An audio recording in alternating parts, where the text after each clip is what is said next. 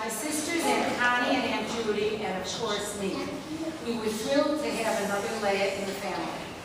I watched you grow into a beautiful young woman inside and out. And I'd like to give you a sense of who my mother was.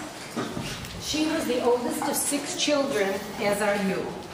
She was adored by her parents, as are you. She was raised in a happy, busy, noisy home with friends and family popping in and out all the time, as your home is. And she was accepted by her siblings as the leader, as are you. A few years before she died, she sent me an envelope with a quote from George Bernard Shaw, a wonderful writer, and hopefully you'll be exposed to her. She wanted me to read it at her funeral, and I did. And this was the quote: "I am of the opinion that my life belongs to the whole community, and as long as I live, it is my privilege to do for it whatsoever I can. The harder I work, the more I live. I rejoice in life for its own sake." My mom was a stay-at-home mom who didn't stay at home very much. She used her amazing energies and talents to serve the Orthodox community in Chicago, shuls, schools, yeshivas, etc., and to serve the larger Orthodox scene in America. A major part of her efforts went into the development of the Orthodox Apollo Mizrahi movement. That movement was a political party working with other political parties, Orthodox and not Orthodox, on the establishment of the State of Israel. When we lived on the west side of Chicago, the State of Israel hadn't been established yet. Future Orthodox members of the Knesset would come to Chicago to raise funds and to try and develop support for the future State of Israel. 2 in particular, Chaver Barhaftig and Chaver Shapiro, would come to visit my mother, and while pushing me in the stroller, my mom and the visiting dignitaries would discuss the politics and issues of the new state to be. When the West Side neighborhood fell apart, most of the Jewish people in Chicago moved to the north side of the city. My grandfather decided that the whole family would move to the south side because the family business was there. There was a problem. There was a shul on the south side, Orthodox in every way but one. Orthodox Sidurim, middle bima, separate seating, but no mechitza. You can't imagine that, but that's how it was 70 years ago.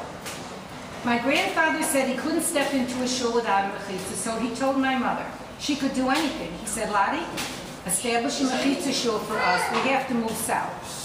So along with my father and a few other young couples, they rented a storefront and hired a young rabbi, Rabbi Moshe Littov from the Chicago Yeshiva.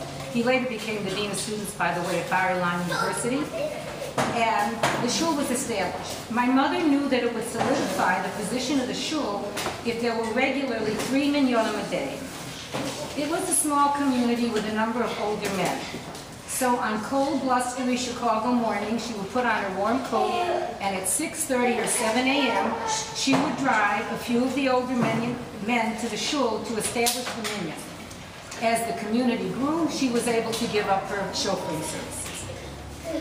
My mother spent years working for the Jewish Federation of Chicago. Millions of dollars were raised and distributed to Jewish causes in America and Israel. She had earned a master's degree from the Spertus College of Jewish Studies in Chicago, and though there was almost at that time no Orthodox representation on the Federation board, it was Lottie Rosenson who was chosen most often to give the Divrei Torah or the opening remarks at their meetings. Also, she was appointed by the governor of the state of Illinois to be on the State Board of Education.